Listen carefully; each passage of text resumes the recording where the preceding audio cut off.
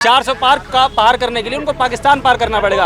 माए बहनें जो घर के अंदर काम करती हैं, उनके आदमी जो रेडी ठेला ये तमाम चीज़ें चलाते हैं, 500 रुपये 700 रुपये दिन भर में कमाते हैं और गली गली में उन्होंने शराब के ठेके खुले हुए हैं, वहाँ जाते हैं, शराब पीते हैं, घर में आते हैं, महिला को मारते हैं, पीटते हैं। तो इसमें सरकार को सोचना चाहिए था। 400 का सिलेंडर जो 70 साल में 400 रुपये हुआ है और 10 साल में 1200 पहुंचा दिया इन्होंने, ये मोदी की गारंटी है। जब कोई इवेंट होता है, जब रामनवमी हो, मुहर्रम हो, जब इस तरह के 30 त्यौहार होते हैं, तब उसमें इन्हीं पॉलिटिकल पार्टी के द्वारा वॉलंटियर्स भेजे जाते हैं कि अब तुमको जाके मुस्लिम के भीड़ में घुस के या हिंदुओं के भीड़ में घुस के गालियाँ देनी है, पत्थरबाजी करनी है, पेट्रोल छिड़कना है और तमाम तमाशे करना है। मैं 5 किलो राशन देता हूँ, 2 रुपये किलो तो कांग्रेस भी दे रही थी। अगर गरीब को 20 किलो राशन मिल गया तो 40 रुपए के लिए वो खरीद रहे हैं क्या? आपने अभी तक इतनी पार्टियों के बारे में बताया कि कोई भी राजनेता आ जाता है, जनता के इन मुद्दों पर काम नहीं करता है। केजरीवाल भी यहाँ के मुख्यमंत्री हैं, उन्होंने कितना काम किया, उनका काम आप कैसे देख रहे हैं? उनका सवाल ये। हाँ देखिए, अब केजरीवाल जी की बात आई, केजरीवाल की बात आई, तो मैं एजुकेशन के मामले में मानता हूँ कि उस व्यक्ति ने काम किया है। क्योंकि मैं तुगलकाबाद, हमारे पास में तुगलकाबाद एक स्कूल है, उस स्कूल से मैं पढ़ा हुआ हूँ और उस स्कूल में मैं दरियों पे पढ़ा हूँ।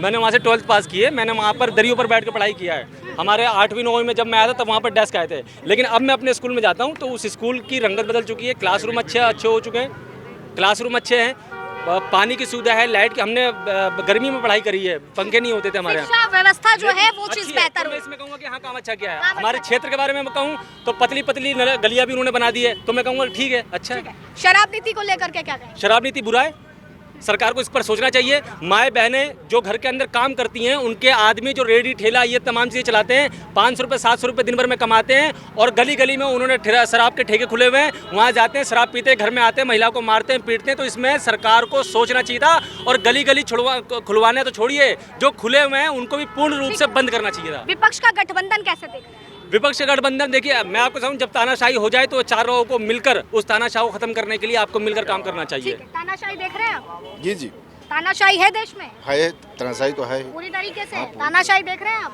तानाशाही यही है, वो तो आपको पता ही चल जाएगा, साल भर के बाद पता चल जाएगा कौन जीत रहा कौन ना आ रहा है और किसकी तानाशाही चल रही है, वो साल भर के बाद पता चल जाएगा। अब परिणाम तो अभी आ जाएंगे ना अगले महीने? हैं? परिणाम तो अगले महीने अगले आएंगे ना? तो साल भर कुछ वो भी तो पता चलेगा इसके बारे में। जैसा इनका कहना है कि तानाशाही चरम सीमा पर है, लोगों को आजादी नहीं है, लोग बोल नहीं पा रहे हैं। ऐसा है, ये सब अपना अपना आते के साथ ही रंग दिखाते हैं। मोदी की गारंटी फिर बाद में मोदी की गारंटी है 2 करोड़ रोजगार देना, एक भी गारंटी खत्म। 2 करोड़ रोजगार कहाँ से देती है उसने? हर साल 2 करोड़ रोजगार कहाँ से देती है? ये मोदी की झूठी गारंटी। 15 लाख दूंगा, ये झूठी गारंटी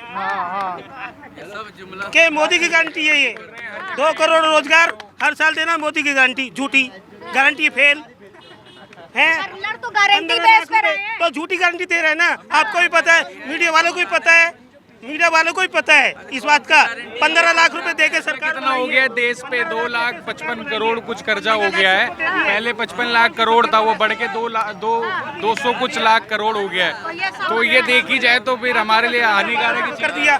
400 का सिलेंडर जो 70 साल में 400 रुपये हुआ है और 10 साल में 1200 पहुंचा दिया इन्होंने, ये मोदी की गारंटी है, ये मोदी की गारंटी है। काका, हम कुछ 5 किलो राशन देता हूँ, 2 रुपये किलो तो कांग्रेस भी दे रही थी। अगर गरीब को 20 किलो राशन मिल गया तो 40 रुपए के लिए वो खरीद रहे हैं क्या? काय का फ्री का राशन दे रहा है वो? फ्री का राशन चाहिए ही नहीं जनता को। नहीं, काम दो ना, रोजगार दो ना लोगों को। फ्री स्कीम को कैसे देख? मैं वही आपको बता रहा हूँ कि आप मुझे रोजगार दे दो, आप मुझे शिक्षा दे दो, आप मुझे वो काम दे दो, मैं उसके बाद मुझे क्यों चाहिए? आप मुझे काम दो, मैं पैसा कमाऊंगा और पैसा कमा के खाऊंगा, तो ये फ्री आप अपने पास रखें। ठीक है, कितना सहमत है इनकी बात से?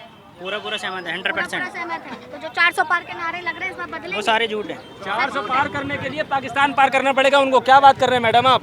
400 पार करने के लिए उनको पाकिस्तान पार करना पड़ेगा। 400 पार कहाँ से करेंगे? कह तो रहा है पीओके टू लाना है भारत। सुनिए तो सही, मैं तो कह रहा हूँ आप चाइना की बात करें ना, आप चाइना की बात करें।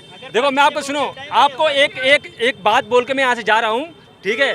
और आप भी वो सुनना चाहती हैं और सरकार भी है, हम जैसे लोगों से सुनना चाहती है, जिनके नाम के आगे मीम लगा रहता है ना, उनसे ये सुनना चाहती है। और मैं बोल के जा रहा हूँ ये, वो चाहती है कि पाकिस्तान पर बात हो। सरकार कह रही है कि पीओके को अपने अंदर ले आएंगे। सरकार ये नहीं कह रही कि चाइना ने 70 किलोमीटर आपके हिंदुस्तान में वो दाखिल हो चुकी है और वो रोड सड़कें बना रही है, वो अपने कैंप बना रही है। उसके लिए क्या कहा कि चाइना को हम अपने अंडर कर लेंगे? अपने अंडर छोड़िए, जो अपने अंडर है उसको भी आप अपने पास नहीं रख पा रहे हैं, वो भी चाइना ले रहा है। तो सरकार आपके जहनी को, आपके ना दिमाग को पकड़ चुकी है कि मुझे रामनिवास भड़ाना जी को और मोहम्मद मुशर्रफ को एक दूसरे के साथ लड़ा दो, क्योंकि रामनिवास भड़ाना जी हैं 75 आदमी और मोहम्मद मुशर्रफ हैं सिर्फ मात्र 15 आदमी। तो 15 आदमी से फर्क पड़ने वाला नहीं है अगर 75 आदमी एक साथ आ जाए। तो आंकड़ा निकाल दिया है ना कि मुस्लिम आबादी बढ़ गई है। अरे बड़ी तो कितनी, बड़ी तो कितनी, 50% बढ़ गई है। देखो मैं आपको बता दूं, यही तो लॉजिक है कि रामनिवास भड़ाना जी को ये बताया गया कि 50% हो गए हैं, ये हिंदू खतरे में हैं। अच्छा, आज सब लोग हम लोग साथ में, हिंदू मुस्लिम सिख ईसाई सब लोग साथ में, यहाँ पर ये कॉलोनी, यहाँ पर सब लोग साथ में रह रहे हैं, वो भाई यहीं के हैं, सब लोग यहीं पे ही हैं। लेकिन जब कोई इवेंट होता है, ये मैं आपको हकीकत बता रहा हूँ, जब कोई इवेंट होता है, जब रामनवमी हो, मुहर्रम हो, जब इस तरह के 30 त्यौहार होते हैं, तब उसमें इन्हीं पॉलिटिकल पार्टी के द्वारा वॉलंटियर्स भेजे जाते हैं कि अब तुमको जाके मुस्लिम के भीड़ में घुस के या हिंदुओं के भीड़ में घुस के गालियाँ देनी है, पत्थरबाजी करनी है, पेट्रोल छिड़कना है और तमाम तमाशे करना है। मुझे ये बताइए कि मेरे गली में, मेरे रोड पर यहाँ से हम मुहर्रम की रैली निकाल रहे हैं या रामनवमी की रैली निकाल रहे हैं, तो आपको लगता है क्या कि ये लोग हम मुझे नहीं जानते होंगे? हम लोग तो एक साथ ही काम कर रहे हैं, एक साथ ही रह रहे हैं, एक साथ ही चल रहे हैं ना। मैं कभी इनके ऊपर पत्थर फेंकूंगा ना ये मेरे ऊपर पत्थर फेंकेंगे। लेकिन वो 4 लोग जो बाहर से मॉडिफाई किया जाता है, क्रिएट किया जाता है, वो तैयारियां की जाती है, तब जाके इस तरह के दंगे फसाद, ये कोई दंगे फसाद ऐसे नहीं होते, ये पॉलिटिकल होते हैं। ठीक है, तो देखिए संगम विहार की जनता का क्या कुछ कहना है आपके समक्ष, किस तरीके से उसने उन नीतियों की बात करी, उन गारंटियों की भी बात करी और वो 400 पार के नारे की भी बात करी।